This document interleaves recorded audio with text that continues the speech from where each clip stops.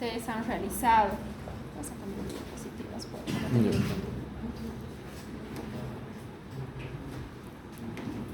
Te me avisa. Entonces, la clasificación que estamos usando, ya hemos hablado un poco para recordar de lo que es la clínica del asma, ¿no? Ya hemos conocido la triada. A esto hemos visto que también tenemos un 5 a 10% de lo que son los asmas no controlados, ¿no? En esta población es en la que nos tenemos que enfocar, porque esta es la población que va a requerir en calidad de tratamiento. Un paciente asmático controlado probablemente no vaya a necesitar nada, ¿ya? A no ser que el paciente esté cruzando por una crisis asmática. Para hablar del tratamiento, como la anterior clase habíamos mencionado, necesitamos poder clasificar, ver qué tipo de asma tiene este paciente. Hemos dicho que, bueno, aparte de la clínica que tiene asociada, ¿cuál es el gol estándar para poder diagnosticar asma? ¿Qué habíamos hablado? ¿Cómo vamos a diagnosticar asma? Inclusive en sus criterios que ustedes han hecho les piden. ¿Cómo vas a obtener la fe? ¿Qué? Espirometría. ¿Lo ven? Entonces, ¿qué es lo que les va a dar el diagnóstico de asma? Además de la clínica, ¿ya? Obviamente hay algún tipo de clasificación con la misma clínica que presenta el paciente, pero lo más importante es poder realizarle la espirometría. Hemos dicho que la relación de la FEBI tiene que ser menor a 0.7. ¿No ven? Entonces, vamos a utilizar la clasificación, esta es la del 2021, ¿ya?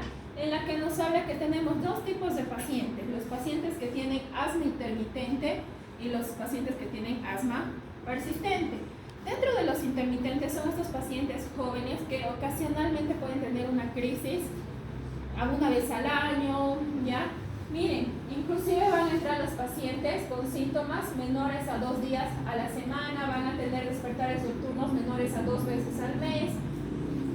Lo más importante es que van a reaccionar a lo que son los aerosoles, los de corta acción, ¿ya? Y van a usar menor a 2 días a la semana, o sea que no necesitan de forma frecuente, ¿ya? No va a tener interferencia con la actividad normal y lo más importante, solamente hablar del FEB va a tener mayor al 80%. Hemos dicho que solamente lo que es el FEB tiene una valoración mayor a 85%, hasta 80% se puede tolerar, menor a 80%, bueno, y estuviéramos hablando más de una complicación, ¿ya? Y sin embargo su relación de la FEB, vean, va a estar inclusive normal, ¿ya? Entonces, estos pacientes vamos a hablar como intermitentes. Ahora, vamos a hablar también, vamos a tener otra categoría, otro tipo de pacientes que son los pacientes asmáticos persistentes. Dentro de estos vamos a clasificarlos en 3, lo que son los leves, los moderados y los graves. ¿Quiénes van a entrar? Vamos a irnos directamente al grave porque a este cuadro ustedes ya lo han realizado, ¿ya? ¿Quiénes van a entrar a la categoría de grave? Que es en la realidad de los pacientes que nosotros tenemos que tratar, ¿ya? Pacientes que tengan síntomas todo el día, ¿ya? Que afecte su vida cotidiana, su actividad normal, ¿ya? Van a tener despertares nocturnos, ¿ya? Van a tener uso de agonistas, los de acción corta, como lo que ya hemos visto en el cuadro, el salbutamol, va a ser de requerimiento persistente todo el día, ¿ya? Su interferencia con la actividad normal obviamente va a estar extremadamente limitada y la función pulmonar se va a ver definitivamente reducida menor al 60%. ¿Ya? Entonces estos pacientes nos vamos a abocar.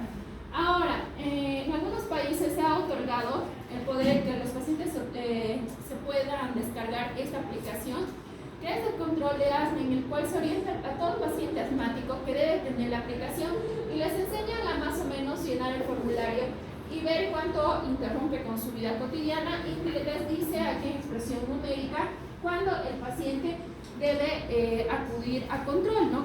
Claramente con la línea roja. Entonces solamente es para que la conozcamos, ¿ya? Y bueno, sería la orientación más que todo, ¿no?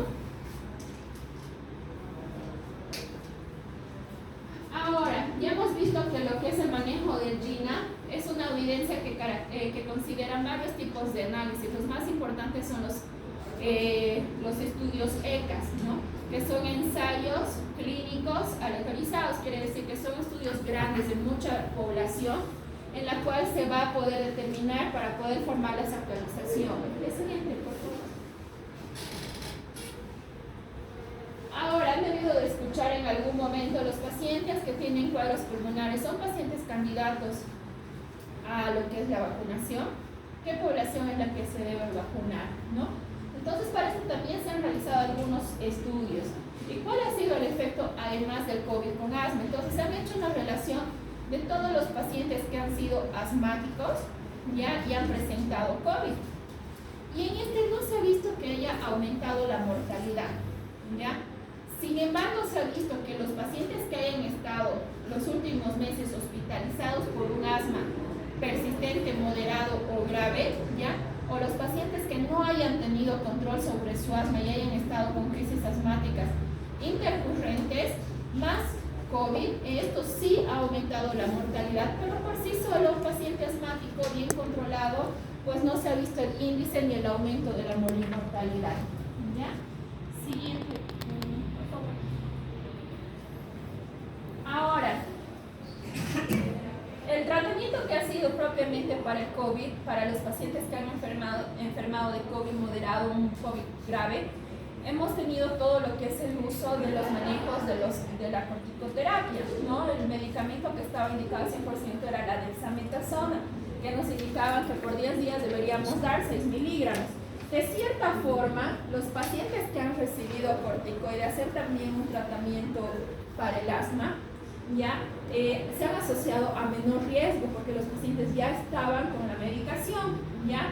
Lo que sí en estos pacientes, todo paciente asmático que venga con una crisis asmática y que su prueba, dada la mala suerte, haya sido, o sea, un paciente COVID, no se debe utilizar todo lo que son aerosoles. ¿Por qué? Por la contaminación del ambiente, ¿ya? Entonces está contraindicado. Y los pacientes deben seguir con su medicación para asma de forma normal, excepto las nebulizaciones, ¿ya? Y lo que son las vacunas COVID y el asma, ¿ya? Las reacciones alérgicas son raras, se debe administrar la vacuna, de preferencia la Pfizer o la Moderna, bajo observación médica. No se debe administrar en pacientes con alergias, ya, a lo que es el polietilenglicol, ¿ya? Y en China recomienda 100% la vacunación en pacientes asmáticos. Se sugiere no administrar la terapia biológica y la vacuna COVID-19. ¿Cuál es la terapia biológica? Para los que han hecho el tratamiento del escalafón, en el último escalafón, al escalafón 5, es la que nos recomienda poder hacer la terapia biológica, o también lo que son las antileuquinas 4, 5, 6, ¿ya? Entonces, pacientes que estén ya con ese tratamiento, está totalmente contraindicado la vacuna. ¿En quiénes más va a estar contraindicada la vacuna? Pacientes que hayan tenido exacerbación el último mes. ¿En quiénes más va a estar contraindicado? Pacientes que hayan tenido cualquier cuadro gripal, faringoamigdalitis, cualquier cuadro pulmonar el último mes. En estos pacientes definitivamente no se debe vacunar, ¿ya? El diagnóstico debe ser confirmado entonces preferiblemente antes de iniciar el tratamiento controlador del asma. Una vez diagnosticado, la función pulmonar es más útil como indicador de riesgo a futuro. Y hemos dicho, todo lo que vamos a ver la función pulmonar es a través de la espirometría, ¿ya? Y se debe realizar a los 3 meses el control, luego cada año. En un asma no controlado, inclusive, tenemos que hacer el control por lo menos cada mes, ¿no? Esta es la relación de lo que es la espirometría, ¿ya? Más adelante ya vamos a ir viendo todo lo que es el manejo de la espirometría, pero básicamente se basa en lo que son la respuesta a los broncodilatadores. Los pacientes que tienen una respuesta a los broncodilatadores, como los que ya hemos conocido, los de corta acción, los de mediana acción, los de prolongada acción, consideramos que aquí entra el grupo de los pacientes con un asma leve, ¿no? Sin embargo, ¿qué pasa con los pacientes con asma grave que no son respondedores a los broncodilatadores? Ahí se asocia lo que ya hemos dicho, los corticoides inhalatorios o corticoides sistémicos, ¿no? Siguiente, por favor. Siguiente. Entonces, el manejo del asma. El objetivo es poder disminuir el riesgo de las exacerbaciones y tener un buen control de los síntomas. Está indicado lo que son los corticoides inhalatorios. Si bien recordamos, uno de ellos era el formoterol, que es de rescate, el de elección para la disminución del riesgo de la exacerbación. Ojo, solamente hay un grupo en el cual podemos usarlo, ¿ya? Ya los que toman los corticoides más LABAs de mantenimiento, el tratamiento de rescate, vienen a ser los SABAs. Ojo, estos son preguntas de examen, ¿ya? Y les voy a hacer preguntas abiertas como qué LABAs conocen, qué SABAs conocen, porque bajo esto vamos a ir sabiendo, ¿ya?, cómo va a ser el manejo del asma. Miren, es corticoides inhalatorios más LABA, y los que no respondan a esto tenemos que aumentar los SABAs, ¿ya? No se recomienda el SABA para el paso número 1 en adultos y adolescentes. Ahorita en la guía, en la siguiente, vamos a ir viendo ya lo que son los esquemas, ¿ya? Siguiente. Este es el cuadro con el que tienen que familiarizarse, en la que van a ver en todas las guías de actualización de asma, que prácticamente nos dicen evaluar al paciente, ajustar la dosis y tener que revisar todo lo que son los síntomas y cómo está la clínica del paciente. Ya evaluar la confirmación del diagnóstico es importante, tener el control de los síntomas y factor de riesgos. Antes de elegir un tratamiento debemos evaluar las comorbilidades de los pacientes. También debemos siempre al iniciar el tratamiento o cada consulta que venga el paciente hacer una evaluación de cuál es el uso, cómo hace el uso del corticoides, ya, o de los medicamentos aerosoles. Si yo ahorita les consulto a uno de ustedes, ¿quién me puede responder cómo usar un corticoide inhalatorio, bueno, un medicamento inhalatorio, un broncodilatador? Si yo les digo a ustedes ahorita capaciten al paciente para que ustedes puedan dosificar, ¿cómo le indicarían al paciente? Porque, ojo, el fracaso del tratamiento está relacionado al 90% del mal uso de los inhaladores por la técnica no adecuada. A ver, ¿alguno de ustedes es un paciente asmático? ¿Alguno de ustedes usa aerosol? Todas las patologías tienen. ¿Sí? Sí, Dios mío. ¿Cómo usas tu aerosol? Enséñanos. Vamos a descubrir si saben. No, a ver si él sabe, el doctor no sabe.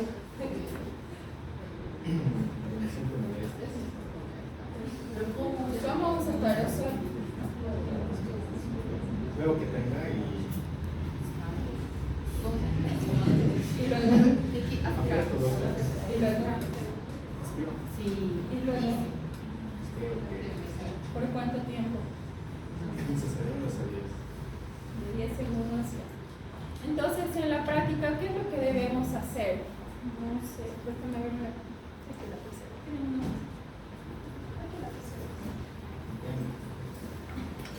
Entonces, siempre tenemos que tener, al menos yo siempre tengo en el consultorio un aerosol para enseñarles a los pacientes a usar, porque hay más pacientes asmáticos de lo que ustedes creen, o pacientes con EPOC, o pacientes dependientes de lo que son los aerosoles, ¿ya?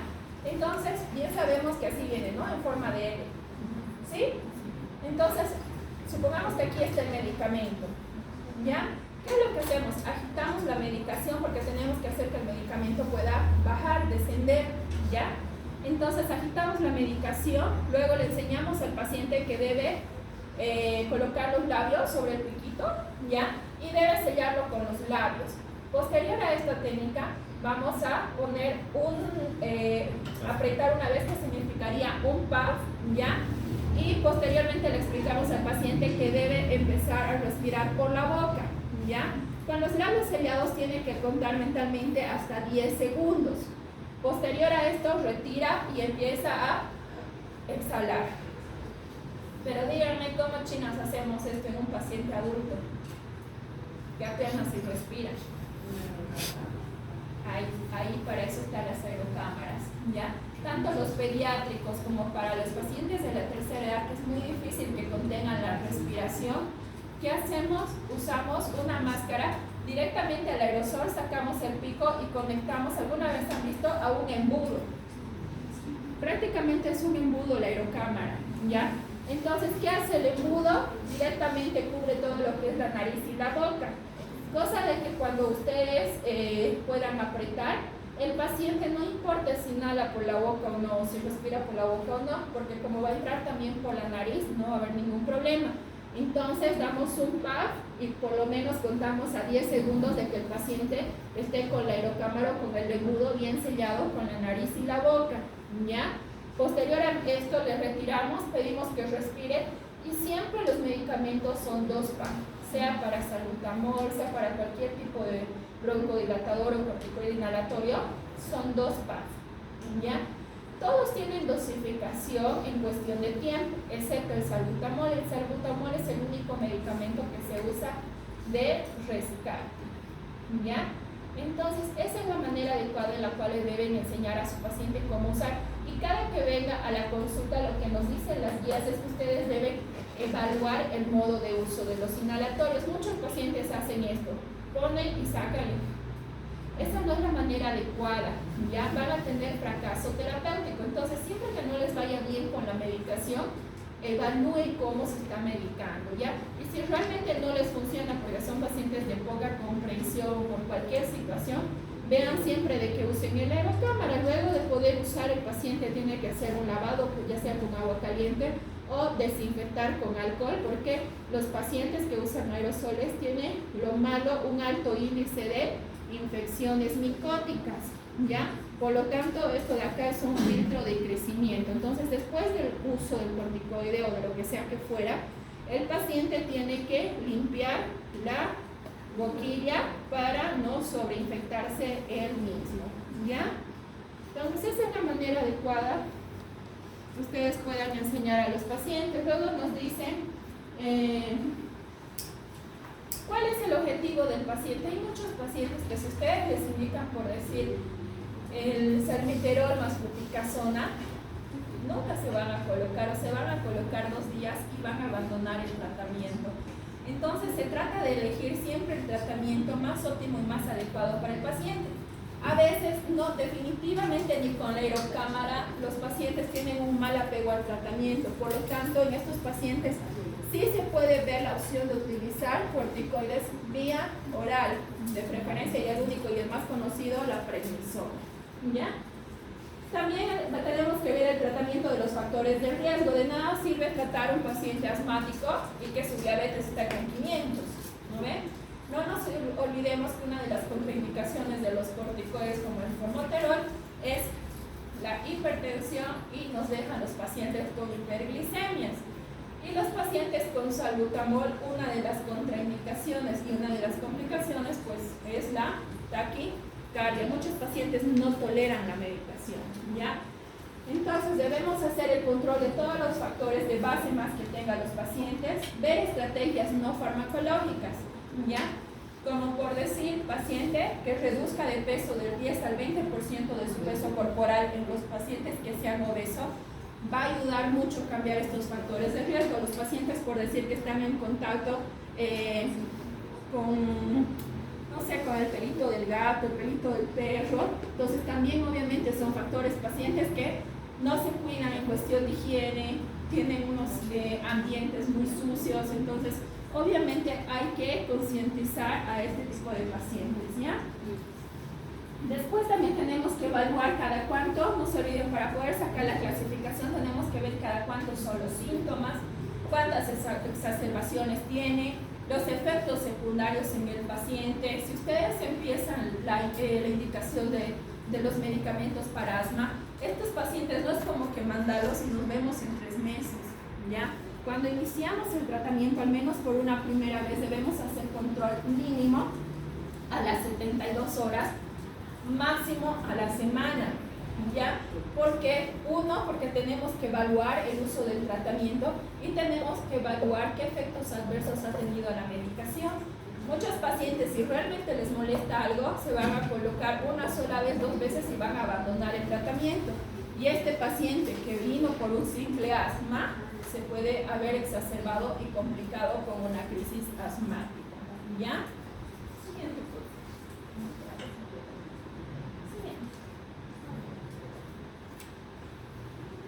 Ahora, ya hemos hablado en la anterior clase que el uso o combinación de lo que son los aerosoles es lo mejor. Ya hemos quitado por completo lo que son las monoterapias. Antes solamente usamos, por decir, ay, los nombres comerciales se me vienen, el formoterol, o solamente usábamos el salmeterol, ¿ya? O el bromuro de hipratropio, ¿ya? Ahora ya hemos quedado de que todo tratamiento combinado dual es mucho mejor, y en algunos casos el tratamiento triple, ¿no ve? Donde nos recomiendan un SABA, un LABA y un corticoide inhalatorio. Ahorita ya lo vamos a ver en las siguientes clasificaciones, ¿ya? Siguiente, por favor. Ya, ahora está relacionado, miren, resultados clínicos adversos del uso del SABA. Más de 3 inhaladores o inhalaciones por año, mayor riesgo de exacerbaciones graves. Mayores a 2 inhalaciones por año, inclusive relacionado cuántas veces nos vamos a requerir de los aerosoles, tiene mayor riesgo de muerte. ¿Qué quiere decir? El hecho de que el paciente use todo el tiempo sus aerosoles y lo veamos tranquilo, no significa que ese paciente esté bien controlado, ¿me entienden? El hecho de que no necesite en realidad sus aerosoles, eso en realidad es de buen pronóstico, es a lo que queremos llegar, que el paciente no tenga requerimiento continuo de la medicación.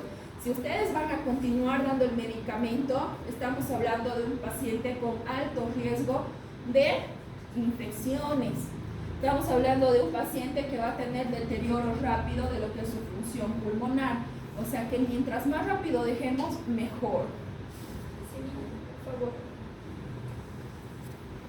Entonces, el tratamiento para adultos y adolescentes se muestra 2 opciones basadas en evidencia según a la función pulmonar y a la gravedad del asma. Vamos a ver en el siguiente, directo, por favor, para que puedan comprender. Ya en la anterior clase estábamos hablando de esto. Lo que son los corticoides inhalatorios en dosis bajas según sea necesario. Vean que aquí ya no nos está hablando ni siquiera de uno de corta acción. ¿En quiénes vamos a utilizar el formoterol? En pacientes con síntomas menos de 4 a 5 días a la semana, ¿ya? Entonces nos están recomendando el formoterol en dosis bajas según sea necesario. Ahora, en el paso 3 son pacientes que tengan síntomas la mayoría de los días o despertares, ya con asma una vez a la semana o más. En estos pacientes nos están recomendando ya los corticoides inhalatorios, ya no según lo que sea necesario, sino nos están recomendando de forma continua a una dosis baja, ¿ya? En los pacientes que tengan el paso 4, pacientes que tengan síntomas diarios, despertares frecuentes, una vez a la semana, con función pulmonaria baja, nos están recomendando el corticoide inhalatorio, el formoterol de mantenimiento o dosis intermedia, ¿ya? Siguiente, por favor. Perdón, el corticoide, a esto nos están indicando lo que es la fluticasona como corticoide inhalatorio más el formoterol es dual, ¿ya? Hay uno de los tratamientos que tenemos acá que es el furodine que les comenté en la anterior clase, ya tiene la combinación de ambos, entonces utilizar 2 BAF cada 12 horas, al menos del formoterol que es el más indicado. El paciente asmático es buen respondedor. Lo malo, la terapia por lo menos se debe dar un periodo de 2 semanas a 1 mes, ¿ya? Ahora, en el paso 4 estamos hablando de corticoides inhalatorios más formoterol de mantenimiento ya a dosis intermedias, ya debemos utilizarlo por lo menos cada 8 horas. Y en el paso 5 estamos hablando de pacientes que definitivamente no han respondido a su tratamiento y qué es lo que debemos hacer, ¿ya? Aquí es donde se considera la nueva terapia biológica. Uno de los más utilizados al momento es el omalizumab, que en un momento lo vamos a ver. Esos medicamentos vienen pues en inyectables, todavía no han llegado a Bolivia, están en estudio, ¿ya? Pero han tenido muy buenos resultados. En estos estamos hablando más o menos de $10,000 más o menos la medicación. Tiene más o menos por mes tienen que hacerse inyectar, ¿ya? Es por eso que no ha tenido un buen, tal vez un buen adentramiento en Bolivia, pero en otros países obviamente tiene un buen manejo con todo lo que son los asmas no respondedores al tratamiento. Siguiente, y lo que yo quería que vean aquí en lo último, ya esto, también los que no puedan darle lo que son los corticoides inhalatorios más el formoterol, nos están recomendando dar los corticoides inhalatorios siempre que tome SABA, ¿ya? Pero lo más importante de esto es que en el paso 5 ya nos están empezando a recomendar el uso de acitromicina. En los pacientes asmáticos mal controlados, por lo menos nos recomiendan 500 miligramos cada día por 3 veces a la semana. Lo malo de esto es la resistencia antibiótica, ¿ya? Pero se cree que tiene un cierto sistema en la desinflamación del cuadro asmático. Siguiente, por favor. El tratamiento preferido para adultos y adolescentes es la budesonida más formoterol según sea necesario en comparación con corticoides inhalatorios a dosis bajas diarias. Reduce las exacerbaciones graves. Volvemos a entrar a lo que es el tratamiento dual.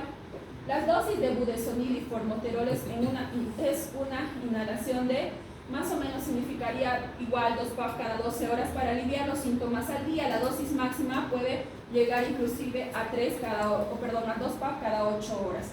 Los antileucotrienos son menos efectivos que el uso regular de los corticoides inhalatorios. Para el asma alérgica estacional debe considerarse comenzar los corticoides inhalatorios al comienzo de la temporada de alergenos y miren, suspenderlo 4 meses después del final de la exposición, o sea que estamos hablando de un tratamiento a largo plazo. Inclusive aquí nos están hablando de la prevención, si ya nos están acercando especialmente las temporadas de lo que es invierno, otoño, nos están recomendando iniciar el tratamiento antes y poder dejar un mes después. La terapia MAR, ¿qué es lo que nos indica la terapia MAR? Nos indica lo que es el beneficio de la combinación de medicamentos, lo que son los corticoides inhalatorios más formoterol, que reduce el riesgo de exacerbaciones en comparación con SABA en un 60-64%. Esto más que todo nos habla de lo que es el triple esquema. Siguiente, por favor. No sé si lo tengo. La definición de los pacientes con asma grave se ha modificado sin hacer referencia a los pasos del GINA, ¿ya? El asma grave es el que permanece sin control a pesar de todos los tratamientos, que era lo que hemos visto, que está en el escalafón 5. Y a esto era lo que hace ratito hablábamos, el esquema SMART. Habla de la combinación de 3 tipos de inhalatorios. Corticoides inhalatorios más LAMA, ¿no? Este es el tratamiento que se está recomendando para los pacientes que no puedan controlarse su asma persistente, ¿ya? Estos medicamentos, dentro de estos medicamentos está la beclometasona, el formoterol o el furoato de fluticasona o el mometasona, ¿ya? Este no tenemos, lo único que tenemos es la terapia dual ni siquiera tenemos la beclometasona, tenemos el formoterol y tenemos también la fluticasona, los otros no contamos. Ahora, ¿qué nos dicen? Ya debemos agregar LAMA dosis media o alta, ya, media o alta de corticoides inhalatorios más LAMA, porque estos van a mejorar la función pulmonar, pero no los síntomas, lo que tiene una evidencia A. Estos especialmente hemos visto en los pacientes igual con asma persistente grave. Los pacientes con LAMA incrementan el tiempo de la exacerbación severa, llegando a requerir solamente lo que son además corticoides vía oral. En pacientes con exacerbación es importante asegurarse que haya recibido suficiente corticoide inhalatorio o más LAMA antes de agregar un LAMA. O sea, que podamos llegar a un triple esquema, realmente tienen que ser pacientes comprometidos y graves. No puede ser nuestro tratamiento inicial. Y era lo que hace rato les hablaba, el uso de la acitromicina, que nos recomiendan 3 días a la semana. Va a ayudar a reducir las exacerbaciones, reduce significativamente las exacerbaciones en asma eosinofílica, es decir, en un asma alérgico o no. Considerar antes de la adición, verificar el electrocardiograma, ya que no nos olvidemos que la acitromicina como complicación tiene el alargamiento del QT, y verificar después de un mes de tratamiento. Considerar el riesgo además de que vamos a aumentar obviamente la resistencia antimicrobiana. ¿Cuándo agregar un biológico en un paciente con asma grave?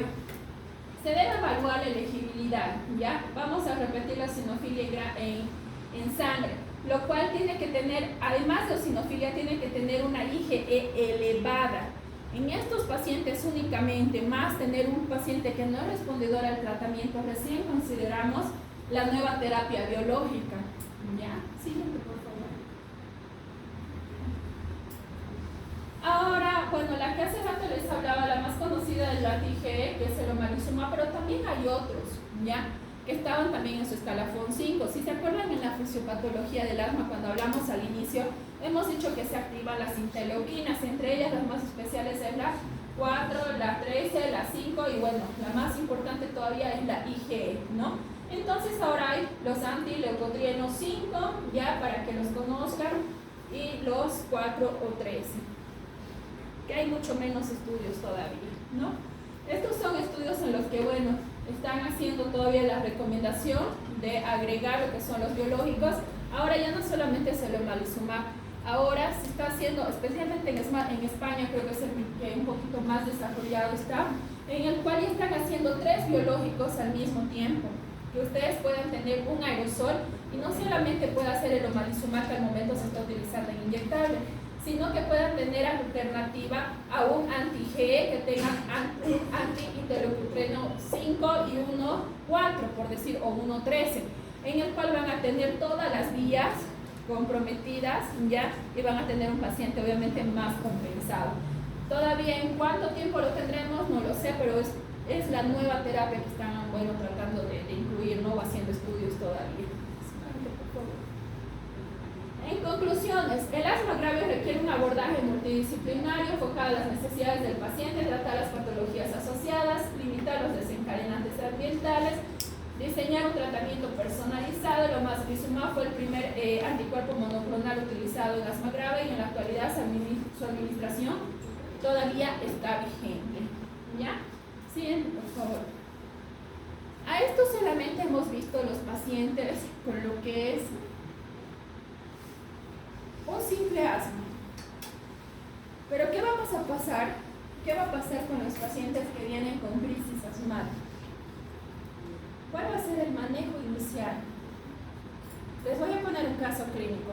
Tenemos normalmente los pacientes que vienen con crisis asmática, vamos a ver un caso sencillo que sea joven. Un paciente de 24 años de edad que venga sin antecedentes patológicos de relevancia, excepto el diagnosticado será asmático hace unos 5 años. El paciente ha estado usando salbutamol. Hace un mes ha sido la última vez que ha usado salbutamol. Desde hace más o menos unos 3 días este paciente empieza con un cuadro de tos seca, con alzas térmicas no cuantificadas. Además empieza a ronronear su pecho, según refiere el paciente, ya con una disnea progresiva. Ustedes lo ven a este paciente en emergencia, y en emergencia lo que les llama la atención es que está con una temperatura de 38,5 y lo más llamativo es su saturación. Tiene una saturación de 78% aire ambiente. Antes de llegar al diagnóstico, ¿qué vamos a pedir a este paciente? Ya, muy bien, vamos a la parte laboratorial primero, que es imagenología. Vamos a pedir hemograma porque tenemos que evidenciar si hay un cuadro de leucocitosis, o bueno, hay que ver las infecciones. Este paciente está con fiebre. ¿Qué más le vamos a pedir? Inmunoglobulina. Hemograma. Inmunoglobulina. ¿Perdón? Inmunoglobulina, la IgE. Inmunoglobulina E. Sí. ¿Sí? Imagínate que solamente en un laboratorio lo hacen aquí en Cochabamba. Algo más básico, cosas más básicas, porque no te va a dar exactamente el diagnóstico. Con otras cosas puedes llegar a lo mismo. ¿Ya? ¿Qué otra cosa le podemos pedir? Ya, muy bien, gasometría. Tenemos que ver gases arteriales, cómo está su oxigenación, si tenemos una alcalosis respiratoria, una acidosis respiratoria. ¿Qué más?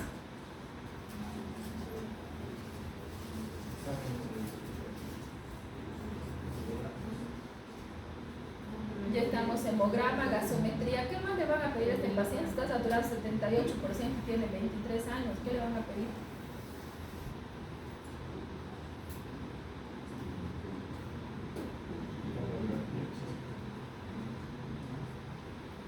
Antes de los imágenes, laboratorio. Vamos a ver primero el laboratorio.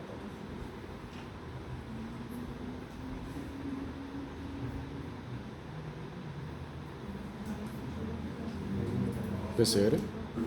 Ya, PCR, respuesta PCR inflamatoria. PCR, ¿sí? Ya va a hacer pruebas inflamatorias. ¿Qué más le van a pedir a este paciente? ¿En qué? Porque estamos. Y por lo tanto, ¿qué le vamos a pedir? Antígenos. Ya un antígeno para COVID. Muy bien, es negativo. Tiene leucocitosis de 13.000. Gasometría está con una hipoxemia. ¿Qué más quieren pedirle a este paciente? Ya, muy bien. Cultivo de esputo. Ya me has tomado. En 3 días va a estar el resultado. ¿Qué más?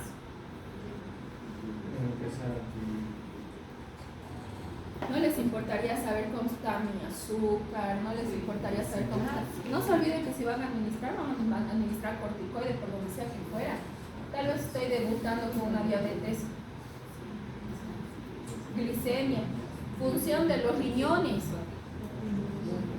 Básico, tenemos que pedir urea y creatinina. Los pacientes que tienen fiebre tienen tendencia a la deshidratación o son pacientes que han estado automedicándose. Hay muchos medicamentos de eliminación vía renal, por lo tanto tienen que pedir una función renal. Tienen que, son laboratorios básicos. ¿Qué más me pedirían? ¿Qué les parece electrolitos? Hay una complicación de lo que es el salbutamol, que son las hipocalemias, son perdedoras de potasio. Por eso es que los pacientes cuando usan mucho salbutamol empiezan con calambres. Tienen que pedir electrolitos, sodio, potasio. ¿Ya? ¿Qué más? Ahora vamos a los estudios de imagen. Lo primero, rayos X. ¿Qué esperarían encontrar en la radiografía?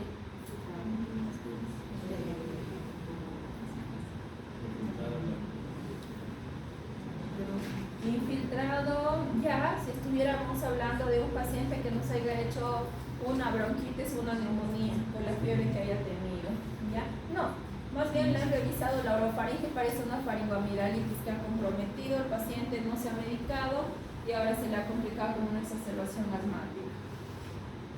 ¿Qué esperarían propiamente del asma encontrar en una radiografía? Hiperinsuflación, van a tener rayos X totalmente negros. ¿Qué más?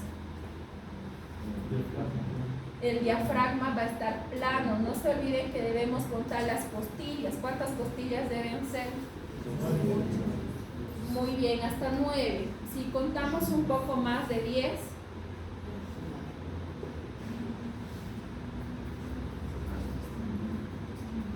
mayor insuflación. Si cuentan hasta 11, se van a notar más las costillas arriba, ¿ya? Entonces hasta 9, 8, 9 son normales, ¿ya? ¿Qué más van a buscar en estos pacientes? Ya que no tenga datos de infección, que ya hemos dicho que no hay. ¿Cuándo le pedimos tomografía? Creo que hace rato le pedí a su paciente. 1.200 cuesta por si acaso una tomografía.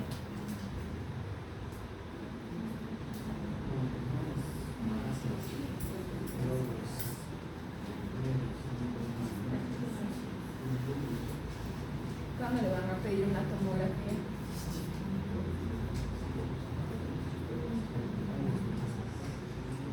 Ya puede ser cuando encontremos masas, encontremos derrames, cuando el infiltrado sea difuso bilateral, ¿ya? Cuando tengamos que hacer diagnóstico diferencial de otra causa. Aquí ya la tenían, que era su faringoamidalitis. El asma no va dentro de los criterios pedir tomografía en las crisis asmáticas, ya solamente para descartar algunas patologías de alta sospecha. Pero después, un asma no necesita, suficiente con sus estudios, su clínica y su radiografía. ¿Le pedimos a este paciente espirometría? Muy bien. No se debe pedir la espirometría en una fase obstructiva. Vamos a pedir una espirometría en un paciente donde ya tengamos que hacer su control por consulta externa. En ese momento no, porque lo único que nos va a dar es la función pulmonar para ver cuál va a ser su pronóstico de aquí a unos años. No nos va a cambiar el tratamiento al momento. ¿Ya? Ya tenemos, ahí tienen el diagnóstico de su paciente asmático exacerbado por una faringoamidalitis. Tratamiento.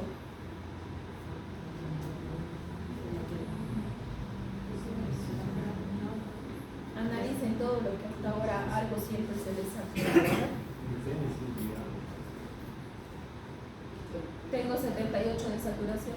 ¿Y electro? Ajá. Electro. Electrocardiograma, sí, si tuvieras un paciente con taquicardia, que es muy probable en los pacientes hipoxémicos, pero más aún en los pacientes cardíacos. ¿Ya? Que tenga, después de un paciente joven, el electrocardiograma no nos justificaría tanto.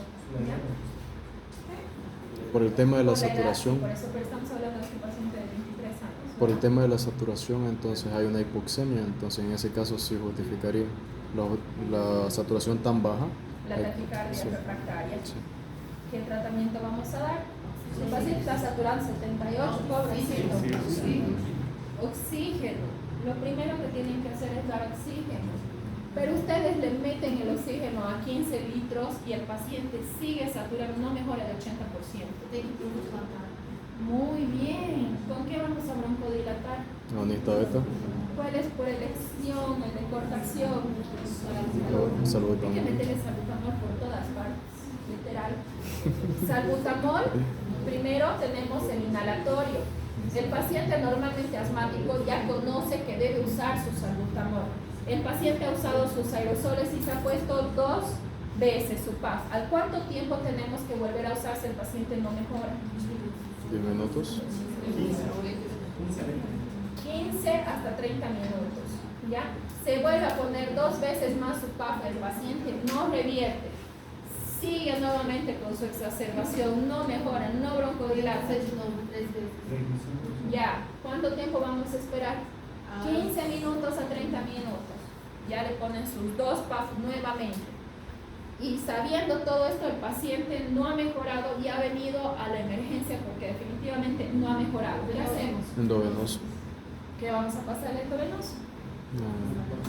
Prednisona. Prednisona es el único corticoide de vía oral. Los endovenosos tenemos dexametasona e hidrocortisona. Metilprednisolona, digamos, que es para un estatus SMART. La dexametasona era 100% indicado en los pacientes COVID, ¿ya? Hidrocortisona es el de elección para un paciente con crisis asmática, ¿ya? Las ampollas vienen de 100 y de 250, ¿ya? Para las crisis asmáticas está indicado la de 250, directamente en bolo, ¿ya? Ojo, hay que tener mucho cuidado con dar los corticoides en quienes. Renales. ¿Qué tal si tengo un paciente con 200, 100 de presión? Se eleva más la presión. Van a tener un paciente más hipertenso, ese paciente les va a hacer un infarto, un ACV, todo les va a hacer. Primero, antes, yo sé que está la emergencia de poder dar corticoides, ya, endovenosos, pero también tenemos que evaluar los factores de riesgo. Ahorita estamos con un paciente de 23 años, ¿ya? Pero ¿qué va a pasar si este paciente es hipertenso? Pesa 150 kilos. Muy bien, debemos controlar la presión arterial. Controlamos la presión, inmediatamente damos corticoides. ¿Y qué pasa si este paciente sí tiene 120 de frecuencia cardíaca? ¿Qué vamos a hacer con el salbutamol? Elevar la frecuencia cardíaca, se elevaría. Pero ¿qué vamos a hacer si es refractaria la hipoxemia? Siempre que haya hipoxemia y sea aguda, van a tener un paciente taquicárdico tratando de compensarse.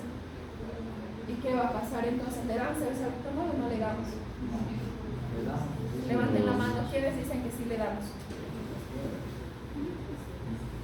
Levanten la mano, ¿quiénes dicen que no le vamos a dar el salbutamol? Levanten la mano, ¿quiénes no saben? Ya. En realidad, si es refractario, sí debemos dar el salbutamol. Es diferente a un paciente que sea taquicárdico siempre. Un paciente, por decir, la misma obesidad te hace tendencia a la taquicardia a mantener 110 más o menos, pacientes sedentarios. ¿Ya? Pero si es uno refractario que ustedes ven que es por la hipoxemia, es todo o nada, no tienen otra opción para broncodilatar al paciente. Tienen que darle salbutamol y tienen que darle también los corticoides endovenosos. La tercera medida que hacemos en emergencia, perfecto, le hemos dado los 200 miligramos de hidrocortisona. Paciente no responde. Tenemos todavía en una hora el paciente con exacerbación todavía no mejora con los 200. No te lo No vas a sacar nada porque el paciente sigue con broncoconstricción.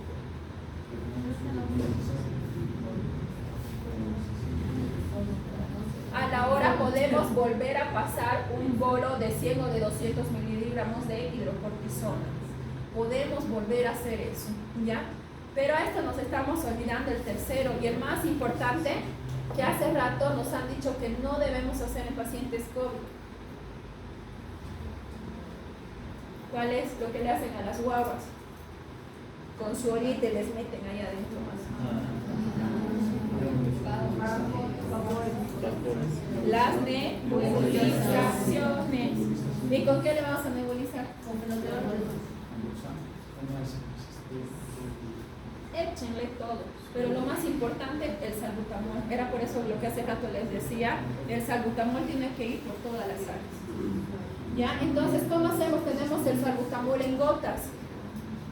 Hay diferentes preparaciones, diferentes teorías, cada médico maneja a su manera. La verdad es que no hay unas guías donde nos digan usen 10 gotitas de salbutamol con 10 gotitas de bromuro de ipratropio, con 10 gotitas o media ampollita de acetilcisteína. No hay nada, ¿ya? Todo lo que yo he ido asociado tal vez viendo, el salbutamol de hecho es de elección siempre y cuando el paciente por lo menos haya bajado la taquicardia, porque si ustedes le dan salbutamol en aerosol y le pasan más las nebulizaciones, tiene alto riesgo paciente de hacer paro. Tranquilamente les llegan a 150, 180 su frecuencia cardíaca. Hay que tener mucho cuidado. ¿Ya? Pero ahora ahí quería llegar. ¿Cómo normalmente usamos?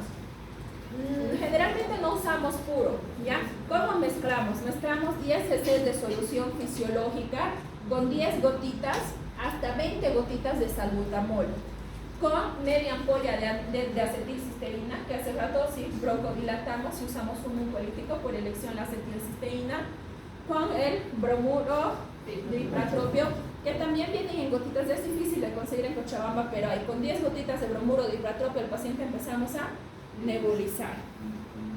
El paciente no le responde. ¿La acetilcisteína intramuscular? La acetilcisteína, sí, no. La acetilcisteína, y esa es una buena pregunta. La acetilcisteína tenemos dos formas. La endovenosa generalmente usamos para otro fin, para hacer protección renal en pacientes que vayan a hacer contraste, bla, bla, bla, bla. Los pacientes que usan vía oral o inhalatoria es netamente uso tópico para los pulmones, ¿ya? Entonces, con media ampolla de acetilcisteína de 300 miligramos, el paciente lo van a tener expectorando y broncodilatado, pero este paciente definitivamente no responde. Derivación. Les ha llegado un estatus terrible de paciente asmático. Derivar. Decilo. Lo que hace mejor que el antihistamínico son los corticoides. Cuando no responden al antihistamínico le echamos a los niños hidrocortisona. Doctora. Sigue con baja saturación y no respondía nada, tuvo nomás. Doctora. ¿Ya? ¿Y adrenalina? No parar. Muy bien. Sigue los médicos no parar. Las nebulizaciones con adrenalina. Las nebulizaciones con adrenalina. Podemos usar uno con media ampolla de adrenalina o también en los estatus realmente asmáticos podemos pasar vía subcutánea. Era el antialérgico que más o menos ustedes hace rato me decían, por una vía más rápida que subcutánea. ¿Ya? Lo único que nunca le pongan a este paciente, porque normalmente los pacientes van a estar fatigados por hipoxemia aguda, van a aparecer los últimos respiros de su vida. Lo único que ustedes no le pueden colocar a este paciente es morfina, ¿ya? Porque la morfina se considera que es uno de los medicamentos que más produce broncoconstricción, ¿ya? Y si realmente no les está respondiendo en cuestión de minutos a la adrenalina, que tiene una acción rápida, ahí está la última opción que hace rato decían. intubación. ¿Ya? Ahora hay corticoides superiores a la hidrocortisona que de ingreso no damos y que es muy potente, la metilprednisolona. Pero ya se puede darle una bomba al paciente, eso le daremos ya cuando el paciente esté intubado, estable, ya veamos cómo recuperarlo. ¿Ya? Hasta ahí nosotros nos autolimitamos. Ese es el manejo agudo de un paciente con crisis asmática. ¿Ya? Vean que aquí en todo mi tratamiento en ningún momento he usado uno de mediana acción ni de larga acción. ¿Por qué? Porque yo ese paciente estoy con una emergencia. ¿Por qué es una emergencia la crisis asmática? Yo no quiero que me responda de aquí a un día. Yo necesito que me broncodilate en el momento porque ese paciente se me va a morir ahora. Ahora, si ustedes ya han compensado a ese paciente, ya han hecho todos sus esfuerzos necesarios, hasta la adrenalina le ha pasado y el paciente está ya con 88% de saturación. Han roto el broncoespasmo que nosotros llamamos. Ahí sí, cuando ya el paciente esté saturando mejor, esté más estable, pueden iniciar lo que son los medicamentos a largo plazo. ¿Por qué? Porque ese paciente no lo van a estar metiendo no le van a iniciar salbutamol cada 2 horas. Todo el rato va a tener tendencia nuevamente a la broncoconstricción. Ahí sí voy a empezar a combinar el que tenga mediana acción o el de larga acción, que son los de preferencia. Siempre les hago conocer el de mediana acción porque en todos los hospitales públicos es el único que tenemos, y el de larga acción no contamos, el formoterol. Y el formoterol deberíamos de tener porque está en toda la guía de manejo del paciente asmático. ¿Ya? Pero sí deben saber de lo que ustedes tienen que hacer y lo que tienen que ofrecerle al paciente. ¿Ya? Y así, sencillo, su paciente vivió con una crisis asmática. No, digamos. Más o menos entre casi la